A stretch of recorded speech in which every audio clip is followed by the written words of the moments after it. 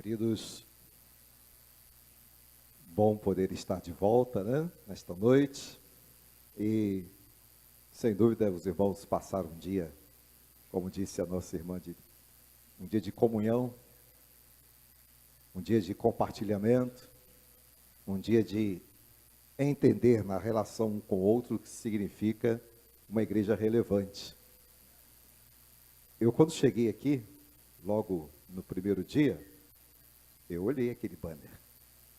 Eu li o que os irmãos escreveram ali. Os irmãos procuraram sintetizar ali o texto, de Atos 2, que é o texto que a gente está usando para a nossa reflexão, para esse momento de reflexão da palavra de Deus. Então, eu estive prestando atenção naquilo que os irmãos escreveram, e hoje a gente vai exatamente lá, quase no final.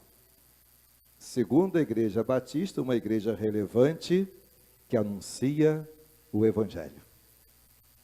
Que anuncia o Evangelho. E o texto que a gente vai usar é exatamente o texto que está no versículo 47, a parte B, quando diz que a cada dia acrescentava-lhes o Senhor os que iam sendo o quê?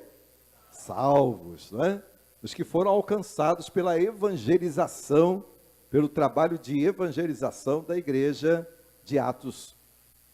Então, aqueles que foram alcançados pela palavra, e quando você lê a palavra de Deus a respeito daqueles que receberam de bom grado a palavra.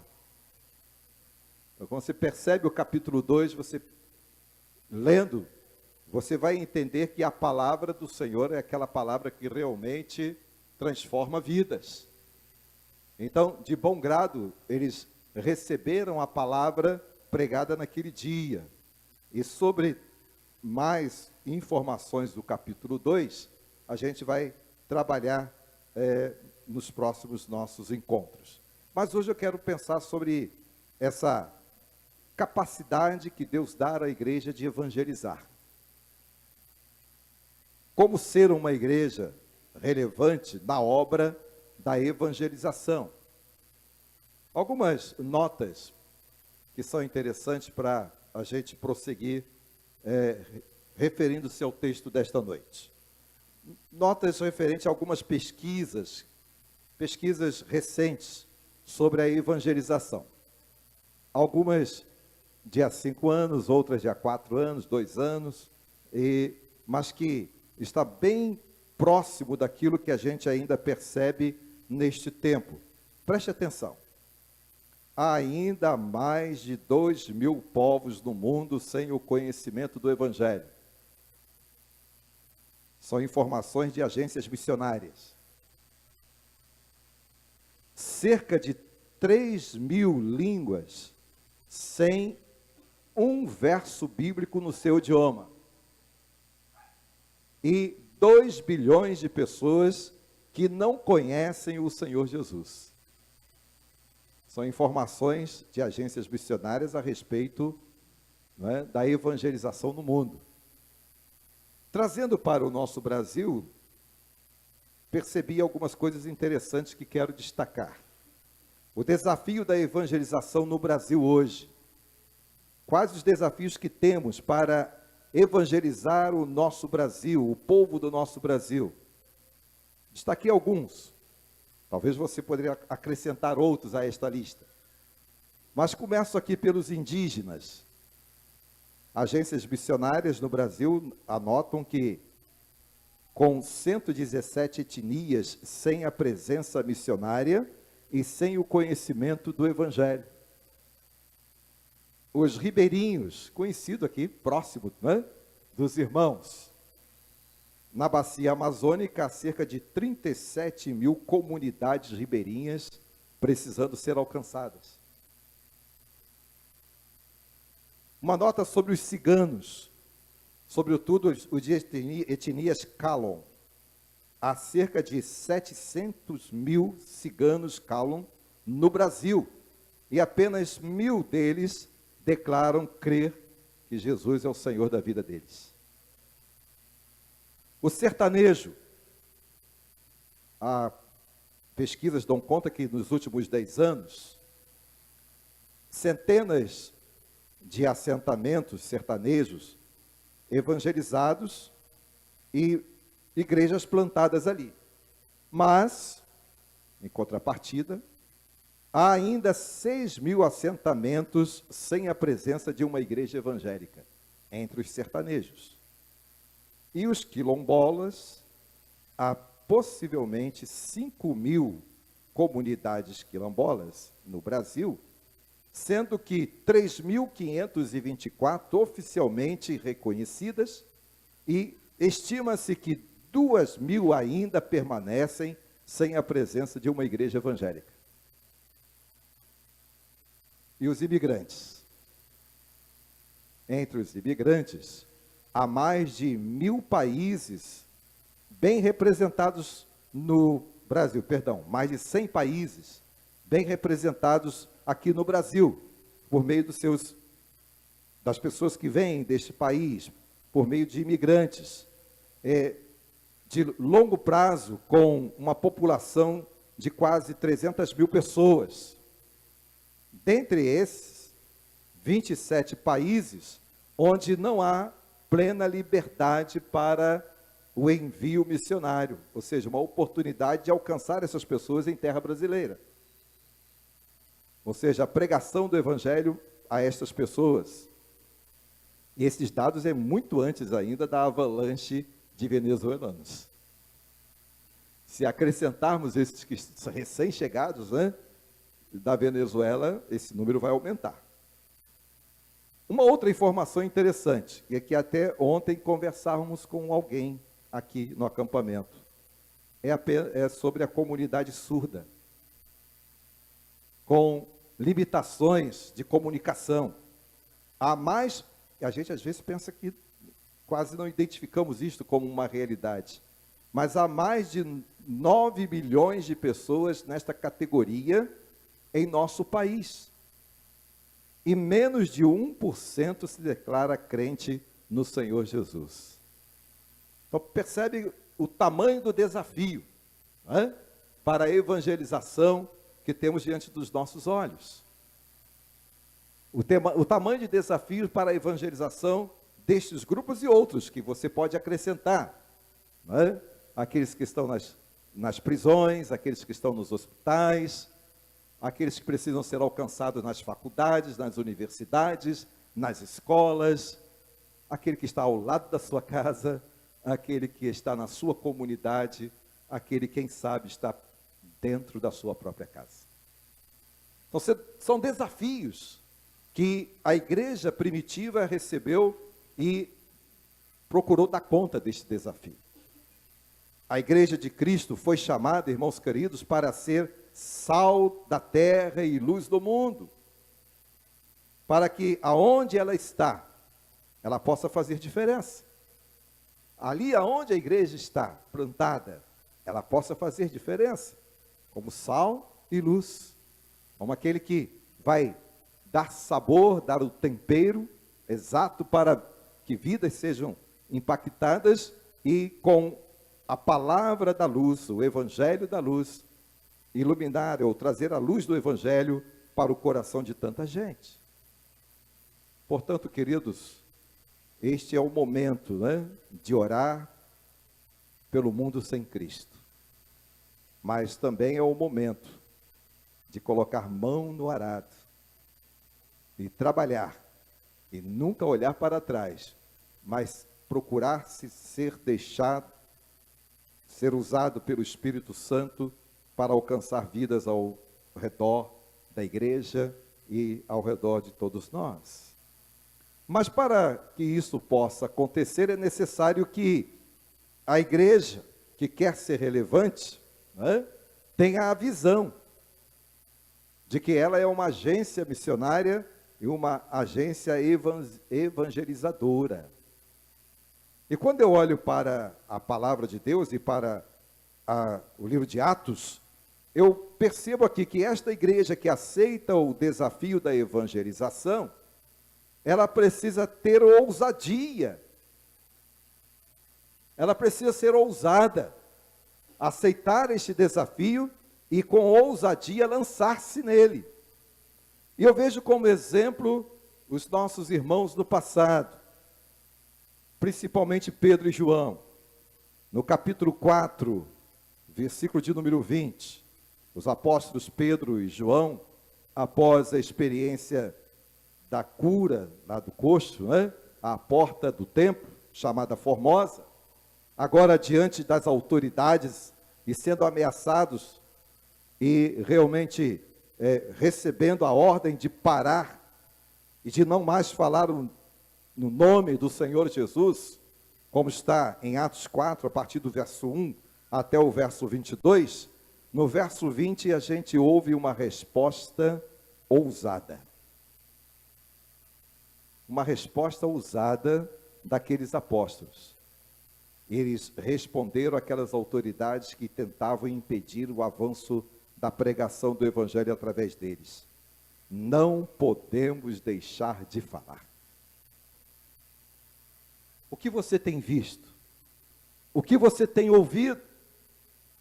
O que você tem visto Deus fazer? O que você tem ouvido a respeito do que Deus pode fazer? Então eles estão exatamente dizendo isso, nós não podemos deixar de falar.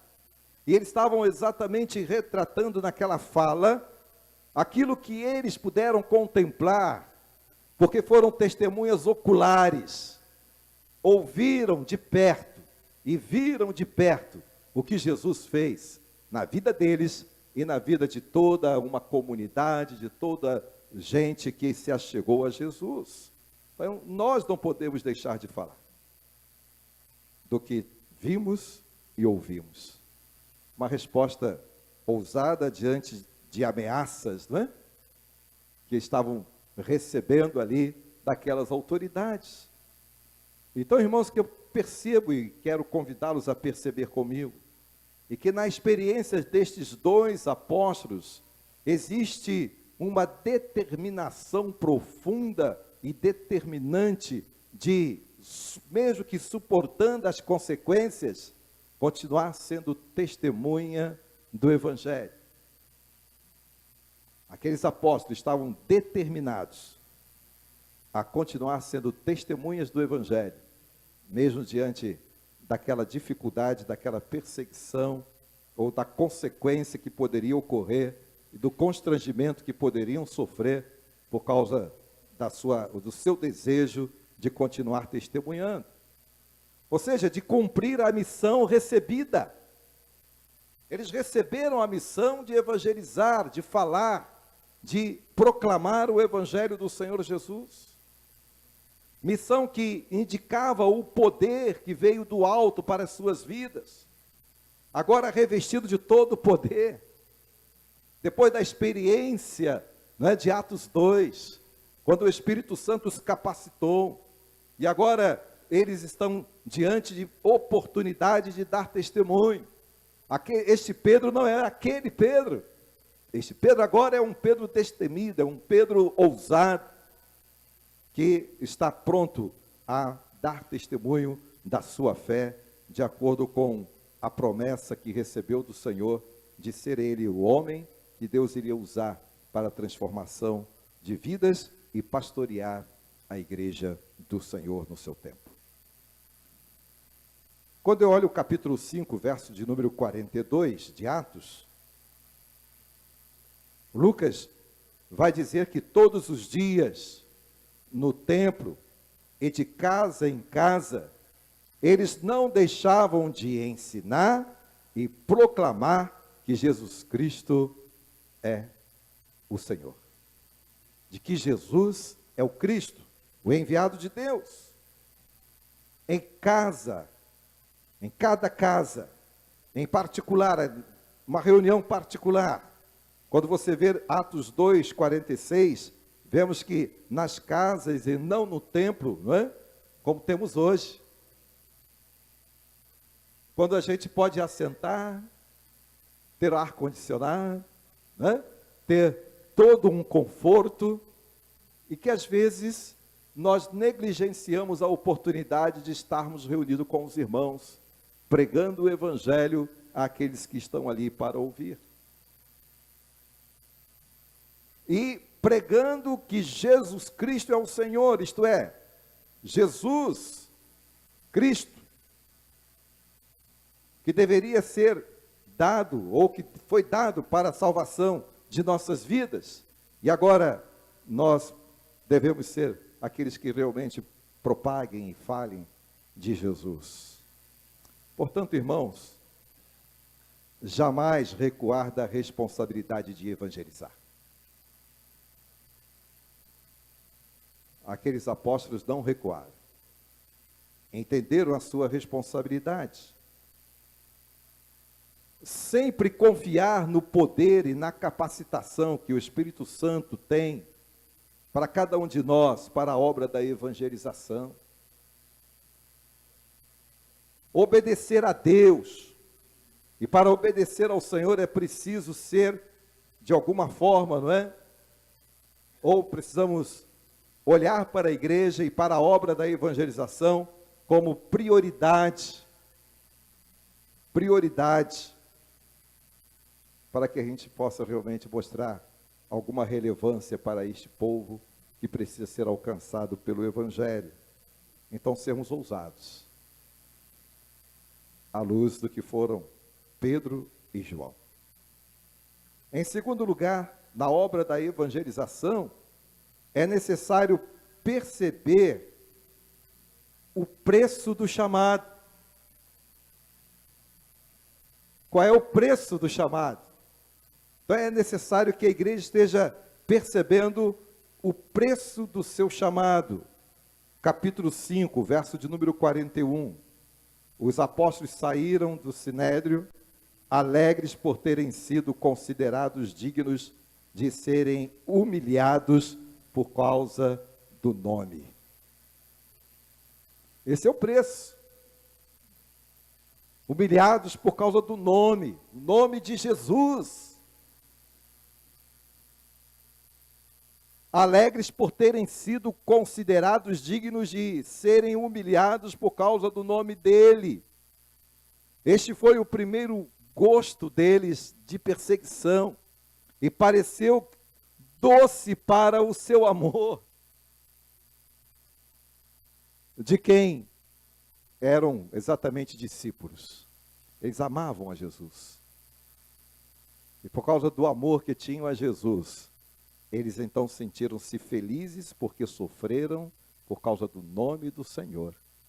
E naturalmente lembrando-se que Jesus mesmo já teria dito, né, que eles sofreriam por causa do seu nome, humilhação, zombaria, escárnios, prisões, tantas coisas.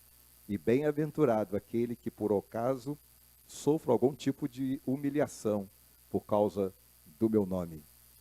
Mas não é por causa de vocês, é por causa do meu nome. É claro que Deus quer que haja nos nossos corações esta ousadia e este desejo de avançar e fazer a obra, mas entendendo que há um preço para esta obra. O preço da renúncia, o preço da priorização, o preço de até mesmo de não sermos entendidos enquanto testemunhamos da nossa fé.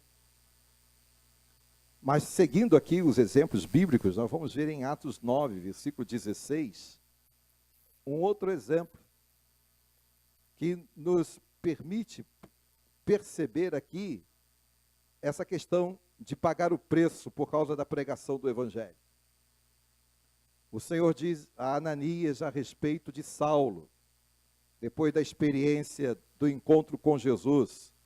O Senhor diz a Ananias: vai lá onde ele está, porque eu quero usar você na vida dele.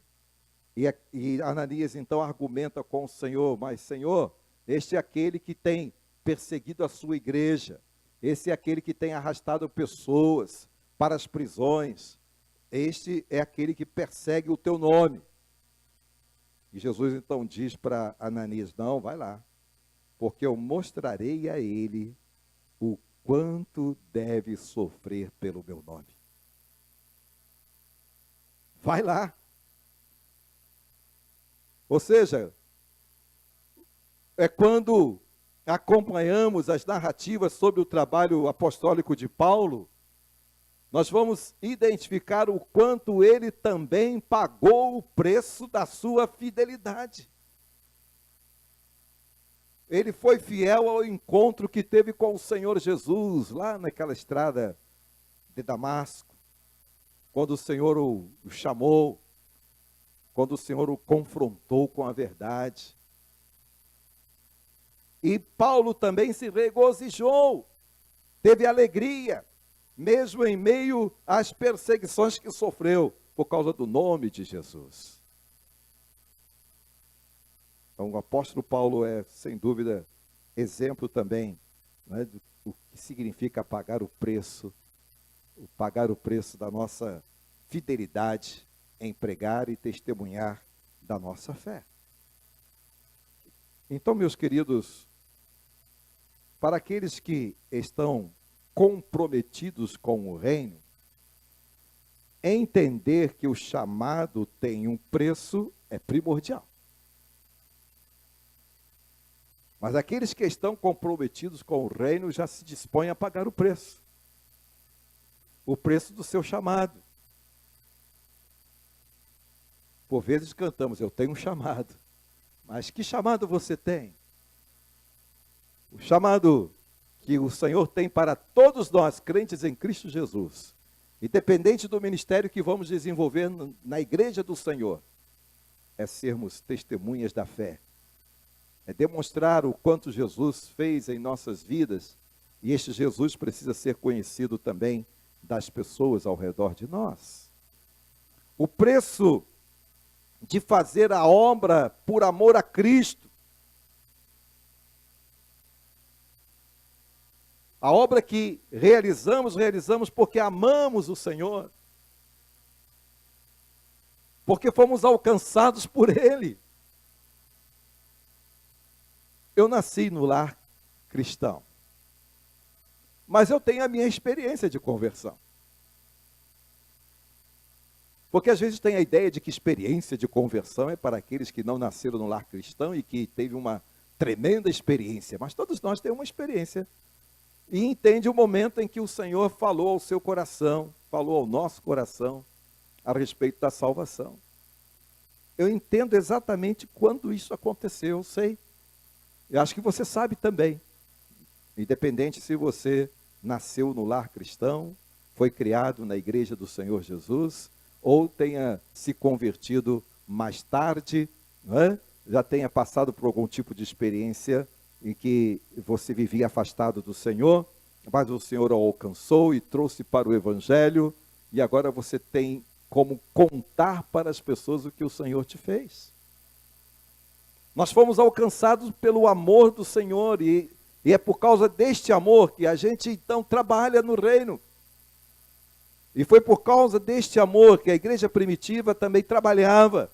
E o Senhor ia acrescentando à igreja aqueles que iam salvando, aqueles que iam aceitando o Evangelho, aqueles que ouviam a palavra e impactados pelo exemplo daquela igreja, relevante para aquele seu tempo, entendiam a mensagem, abriam seus corações.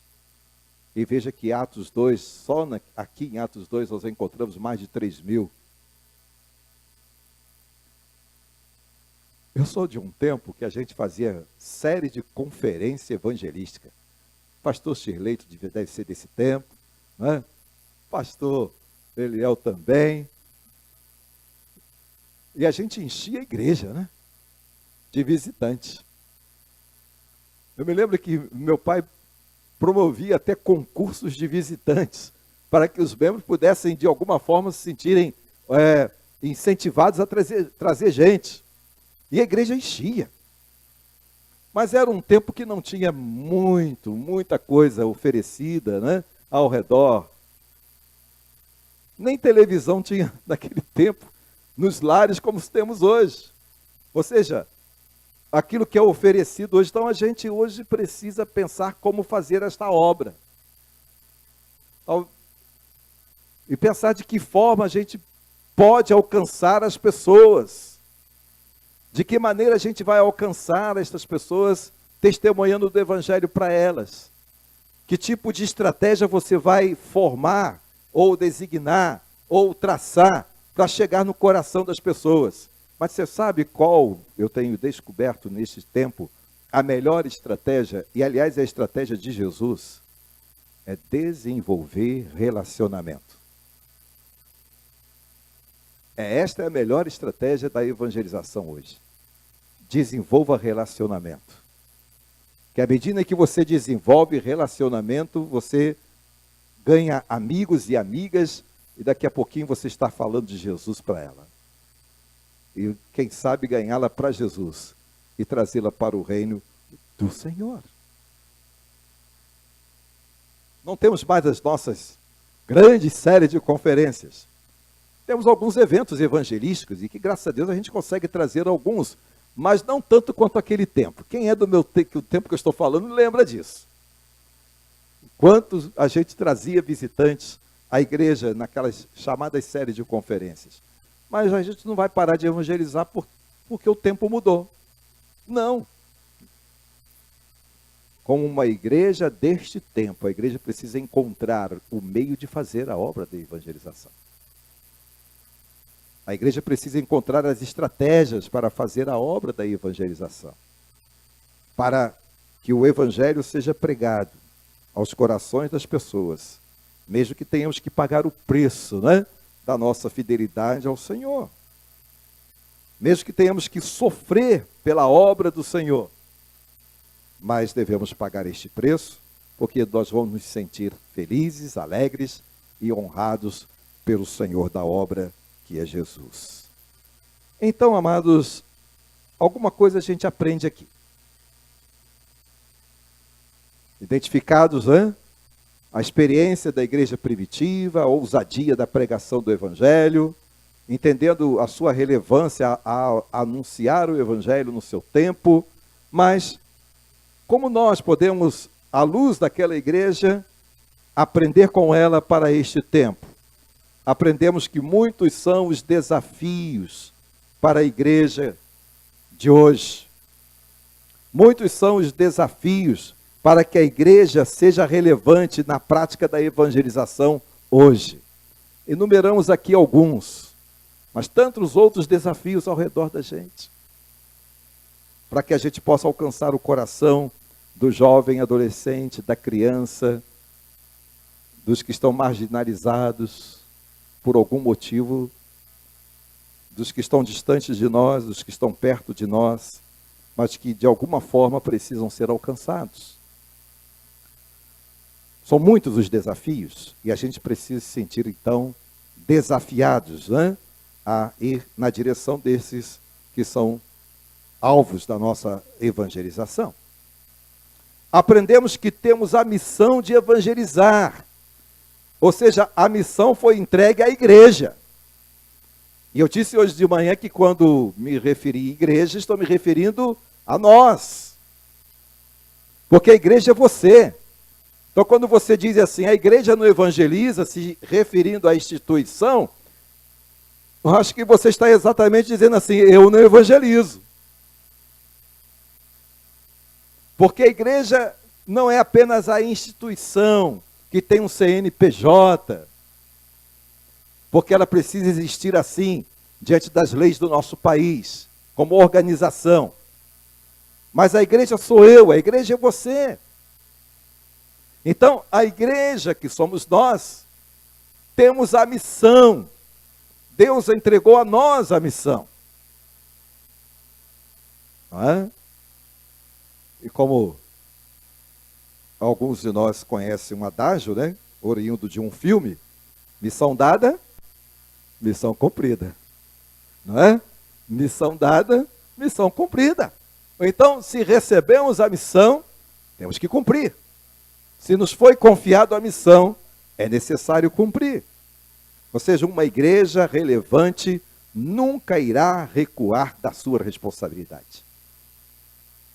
Ela não vai recuar da sua responsabilidade. Ela não vai parar diante dos desafios, mas ela vai avançar na direção dos desafios. A responsabilidade de dar testemunho da sua fé e de proclamar o Evangelho do Senhor Jesus Cristo. Há tantos, não é, que estão ao redor das nossas vidas e principalmente ao entorno da igreja. Aprendemos, irmãos, que a igreja avança na obra da evangelização, confiante na capacitação que recebe do Espírito Santo.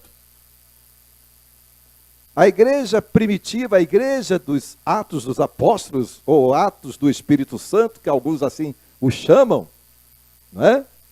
Mas os apóstolos agiram na direção do Espírito, então está correto dizer.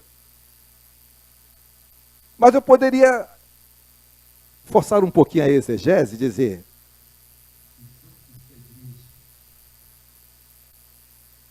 somente é possível através da capacitação do Espírito Santo neste tempo. Para que neste tempo nós possamos agir, evangelizando e testemunhando da nossa fé, é preciso dar lugar ao Espírito Santo, que pudemos referir, não é, sobre ele na mensagem anterior. Então, é o Espírito Santo que capacita a igreja, que capacita as nossas vidas para a obra da evangelização. Aprendemos que a igreja demonstra a sua submissão. Quando aqueles apóstolos disseram: eu não posso, nós não podemos parar, é porque eles estavam demonstrando não apenas ousadia, mas também obediência. Obediência, submissão, obediência ao Senhor. E a nossa submissão e a nossa obediência nos leva a cumprir o dever de evangelizar. Quando somos submissos ao Senhor e obedientes, assim como a igreja lá de Atos, nós cumprimos o dever da evangelização. Aprendemos, irmãos, que o compromisso da igreja com o reino do Senhor tem o seu preço. Tem o seu preço. E que muitas vezes pode sofrer por causa do Evangelho, do nome do Senhor. Pela graça de Deus, até quando o Senhor assim permitir, o Brasil tem tido a oportunidade e a possibilidade de ter os seus templos abertos e sairmos às ruas e entrarmos nos lares e nas escolas evangelizando. Mas há muitos dos nossos irmãos espalhados por este mundo, principalmente em países onde o Islã, não é, tem dominado com a sua perseguição, e aqueles nossos irmãos têm sofrido, mas não negam o nome do Senhor. Mesmo diante do sofrimento e da perseguição que passam, né, eles não negam. E nós precisamos estar firmes para não negar o nome de Cristo. E realmente Deus tem nos permitido a oportunidade de pregar o Evangelho. Talvez você diga assim: pastor, o Brasil não tem perseguição. Quem falou que não tem? Talvez a gente não temos mesmo uma perseguição velada como esses países têm sofrido, de violência contra os irmãos, contra pastores, missionários e igrejas. Mas sabe, nós temos sofrido, e queira Deus, né, que isto cesse, que é o sofrimento da perseguição ideológica, que tenta parar a igreja, mas com a graça do Senhor, nós vamos avançando. Não vamos negar a nossa fé, não vamos negar a nossa confiança no Senhor, e não vamos de forma alguma negar a verdade e deixar de pregar a verdade que cremos como absoluta que vem do Senhor para as nossas vidas. Então aprendemos, não é? Que a igreja tem o compromisso de evangelizar e pagar o preço pela fidelidade ao nome do Senhor. Aprendemos também que a igreja relevante faz a obra da evangelização amando esta obra. Porque ama o Senhor da obra, ama aquele que a chamou, que a convocou, e ama também as pessoas ao seu redor. A evangelização é feita por amor a Cristo, e por isso, mesmo sofrendo, esta obra, ele avança, ele vai adiante. Eu quero compartilhar com você um trecho de uma poesia de Luiz Maria Borges. A poesia fala da nossa missão de evangelizar. Um pequeno trecho da poesia, não é a poesia toda. Ele dizia assim: nossa missão é evangelizar, a palavra de Deus, aprender e poder ensinar a todos os irmãos para a messe aumentar e o reino de Deus frutificar. Esta é a missão da igreja, ou seja, a missão de evangelizar, aprender a palavra e ensinar, porque é isso que Atos nos ensina. Quando fala da doutrina, fala exatamente do compromisso de aprender e ensinar a palavra, de ensinar aquilo que recebemos dos apóstolos, dada por Jesus a eles e assim transmitida à igreja. E a todos os irmãos, a messe aumentar, ou seja, a ceifa, a colheita aumentar, como foi nos dias dos apóstolos. A igreja sendo acrescentada por vidas salvas. E quando nós somos fiéis ao Senhor, essa ceifa, né? Essa colheita aumenta a cada dia. E nós vamos olhar o reino de Deus ao redor de nós, frutificando. Aqui, ali, no norte, no sul do nosso país. Não é? A palavra do Senhor sendo anunciada, entendendo que Deus quer usar a igreja de alguma forma no seu tempo relevante para a pregação do Evangelho. Portanto, eu quero convidar a igreja aqui reunida nesta noite para ser ousada. Seja ousada. Ou seja, é preciso que eu seja ousado, que você seja ousado na proclamação do Evangelho.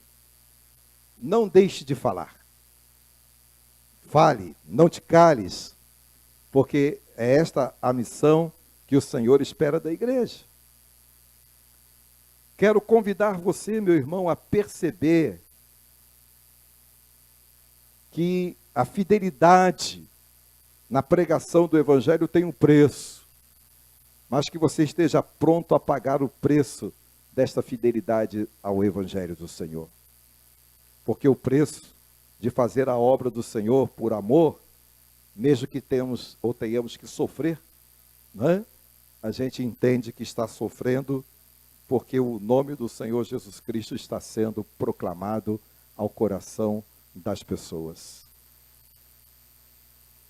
Pense em um desafio que talvez você tenha diante de você para evangelizar. Ou de uma vida para alcançar. Eu não vou pedir que você levante a mão, nem que diga alguma coisa, mas eu vou convidá-lo a refletir e responder no seu íntimo. Eu não sei o tempo que você tem de crente. Se você tem 2, 1 ano, 50, 30, mas nesse tempo de crente em Cristo Jesus, você se lembra qual foi a última pessoa que você ganhou para Jesus? Você, pessoalmente.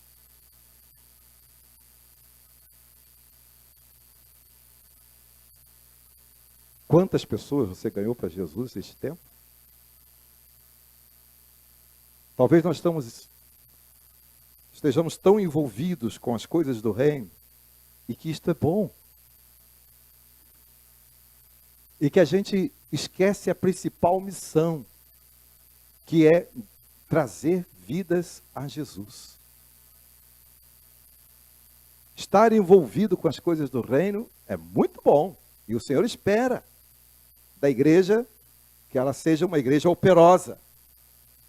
Mas não podemos nos esquecer da missão que é trazer vidas ao Senhor Jesus. Então pensa. Sinta-se desafiado hoje, diante de uma oportunidade de trazer, quem sabe, uma pessoa a Jesus durante esse tempo ainda que o Senhor lhe permite estar servindo aqui na terra, antes que ele volte. Aceite a missão que o Senhor lhe confiou. Entenda que você não está sozinho e que o Espírito Santo vai lhe capacitar para dar conta, não é, deste compromisso de evangelizar. Cumpra este dever, entendendo que o Senhor lhe chamou. Entenda que este é o compromisso seu, como crente, que é a igreja do Senhor na terra. E entenda que para que a sua vida, ou para que a igreja seja relevante, eu preciso ser relevante, ter uma vida de relevância no cumprimento da evangelização e fazer isto porque amo a Deus e amo também as pessoas que precisam ser alcançadas. Uma igreja relevante é uma igreja que anuncia o Evangelho. Que o Senhor nos abençoe, para que realmente possamos anunciar o Evangelho a tantas vidas ao redor de nós. Quantos ao redor de nós precisam conhecer o Evangelho? E Deus espera que eu e você sejamos instrumentos do Senhor para alcançá-los. E que a sua oração seja: Senhor, capacita-me para fazer isto. Dá-me a visão para que eu possa fazer isto. Permita que eu possa perceber a oportunidade para fazer a obra da evangelização. Permita a minha aproximação daquele meu amigo. Talvez você já tenha pensado em alguém aí enquanto nós falávamos aqui. Permita-me que eu seja próximo dele, que eu me aproxime dele. E dai-me, Senhor, a capacidade de realmente tocar no seu coração. E permita que, quando ele ouvir a palavra que o Senhor vai me dar para que eu transmita ao seu coração, que o coração dele seja quebrantado pelo teu Espírito e ele aceite Jesus, para que ele seja também salvo como eu sou e seja participante deste reino e venha para uma igreja que seja relevante diante da tua face. Faça esta oração e peça ao Senhor que o Senhor capacite sua vida para a obra da evangelização. Amém, irmãos?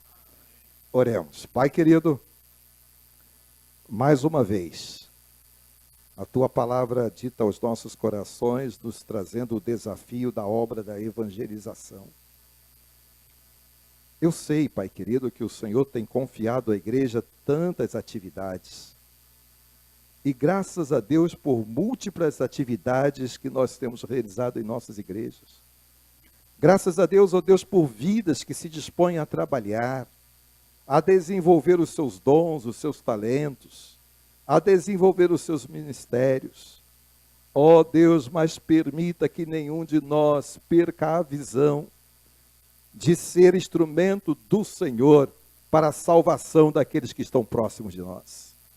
Dá-nos a visão e a oportunidade de falar do teu Filho Jesus e sermos instrumentos do Senhor para que vidas sejam alcançadas. É o que eu te rogo, Pai, para que o Senhor me abençoe e abençoe os meus irmãos aqui reunidos, para que no amanhã possamos ver uma alma frutificada, salva e ganha para o teu reino. Em um nome santo de Jesus. Amém. Obrigado, irmãos. Amanhã de manhã a gente volta, né? Para a glória do Senhor.